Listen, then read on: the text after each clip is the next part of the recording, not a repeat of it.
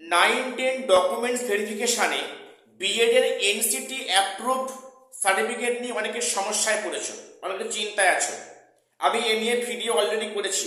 আমি আজকে তোমাদের আবারও বলছি যে এনসিটি অর্ডার কপি বা এনসিটি অ্যাপ্রুভ সার্টিফিকেট, অর্থাৎ তুমি যে কলেজ থেকে বিএড করেছো সেই কলেজটা আদৌ এনসিটি অ্যাপ্রুভ কিনা সেটা দেখার জন্য সেটা হচ্ছে এনসিটি অ্যাপ্রুভ সার্টিফিকেট, যেটা অবশ্যই লাগছে।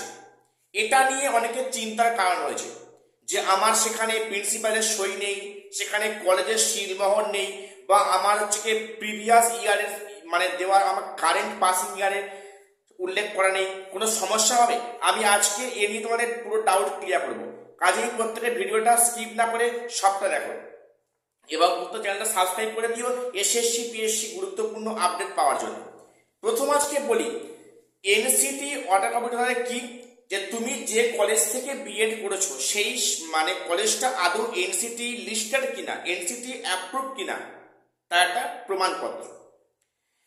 এখন সরকারি যে কলেজগুলো আছে বিএড কলেজ, সেখানে কিন্তু কোনো সার্টিফিকেট লাগছে না। যেগুলো বেসরকারি বিএড কলেজ সেখানে কিন্তু এনসিটি অর্ডার কপি অবশ্যই দেখছে, দেখা হচ্ছে, এটা লাগবে।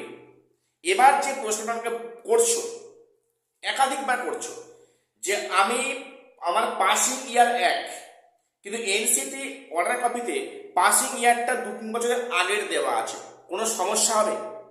বা সেক্ষেত্রে অনেকে আবার বলছো যে আমার সেখানে সিলমোহর বা স্ট্যাম্প মারা নেই কলেজে, সমস্যা হবে কিনা? ভালো করে শুনে রাখো। দেখো, এনসিটি অর্ডার কপি তুমি যে ইয়ারে পাস করেছো সেই কারেন্ট ইয়ার হলে খুব ভালো হয়। যদি কারেন্ট ইয়ার না হয় তাহলে যে ইয়ারে তোমাকে কলেজ থেকে প্রোভাইড করা হয়েছে সেই অবশ্যই সেই ইয়ারের সেই কাগজটা নিয়ে অবশ্যই যাবে।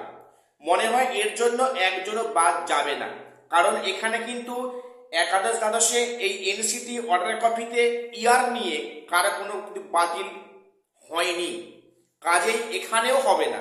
অর্থাৎ তোমাদের এনসিটি অর্ডার কপিতে যে ইয়ারে তুমি পাস করেছো তার আগের কোনো প্রিভিয়াস ইয়ার সেখানে উল্লেখ থাকলে তোমার সেক্ষেত্রে চিন্তার কোনো কারণ নেই, সেখানে তোমার এর জন্য কোনো সমস্যায় পড়তে হবে না, এটা পরিষ্কার।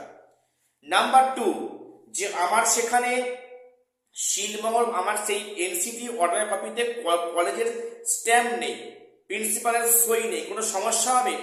এগুলো দেখা হচ্ছে না। শুধু সেই কলেজটা আদৌ এনসিটি অ্যাপ্রুভ কিনা সেটা দেখা হচ্ছে। সিগনেচার আছে কি, স্ট্যাম্প আছে, থাকলে সিগনেচারটা কার সিগনেচার সেটা দেখা কিন্তু হচ্ছে না। জাস্ট তোমার শুধু এনসিটি অর্ডার কপিটা দেখছে, সেক্ষেত্রে সই বা সিগনেচার বা সেখানে স্ট্যাম্প দেখা হচ্ছে না। কাজেই যাদের কাগজের সিগনেচার বা স্ট্যাম্প নেই, চিন্তার কোনো কারণ নেই, এর জন্য একজনও বাদ যাবে না, এটা পরিষ্কার কথা। এবং ফাইনালি বলি যে বিএড এর কিন্তু সেখানে প্রভিশনাল সার্টিফিকেট দিয়ে কাজ হচ্ছে। প্রভিশনাল সার্টিফিকেট নিয়েও কিন্তু একজনকেও একাদশে বাদ দেয়নি কমিশন।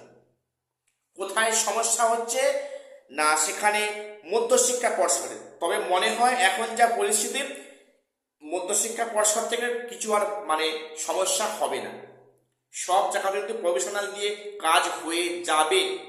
এখন সেই পরিস্থিতি তৈরি হয়েছে। কাজেই মাস্টার ডিগ্রি বা বিএড এর প্রভিশনাল সার্টিফিকেট যাদের আছে, চিন্তা করছো আমার সার্টিফিকেটটা অরিজিনাল নেই, সেক্ষেত্রে কোনো সমস্যা হবে না, হচ্ছে না, এর জন্য কেউ বাদ যাবে, এটা নিশ্চিত। এ বিষয়ে তোমরা যারা ভ্রান্ত ধারণা নিয়ে আছো, ধারণা ত্যাগ করো, বি পজিটিভ, এর জন্য কোনো সমস্যা কিন্তু হবে না। প্রত্যেকের ভিডিওটা শেয়ার করে দিও বন্ধুদের সাথে, এই বিষয়টা সবারই জানা উচিত। তো আজকে শেষ করলাম, দেখা হচ্ছে পরে কোনো ভিডিওতে।